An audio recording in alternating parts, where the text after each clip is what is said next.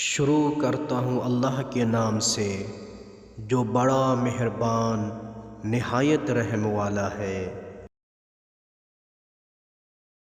حضور اکرم صلی اللہ علیہ وآلہ وسلم نے فرمایا، جس نے اللہ کی ملاقات کو پسند کیا اللہ کو بھی اس کی ملاقات پسند ہے، اور جس نے اللہ کی ملاقات کو ناپسند کیا اللہ کو بھی اس کی ملاقات ناپسند ہے۔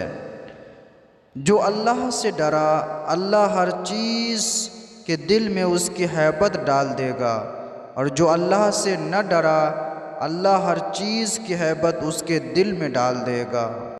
جو خدا واسطے تم سے پناہ مانگے اسے پناہ دو، اور جو اللہ واسطے تم سے سوال کرے اسے عطا کرو۔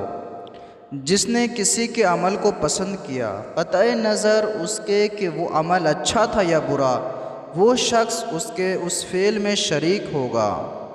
جو تم سے اچھائی کرے تم بھی اس سے اتنی اچھائی کرو، اور اگر تم اس پر قدرت نہ رکھو تو اس کے حق میں اتنی دعا کرو کہ تمہیں یقین آ جائے کہ تم نے اس کا حق ادا کر دیا ہے۔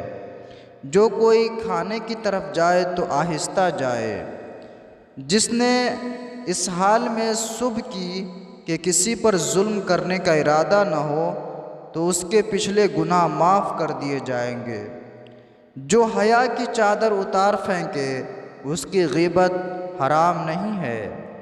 جس نے برائی کے ارتکاب کے بعد اس برائی کو برائی سمجھا اور افسوس ہوا تو وہ برائی اسے بخش دی جائے گی اگرچہ اس نے استغفار بھی نہ کیا ہو۔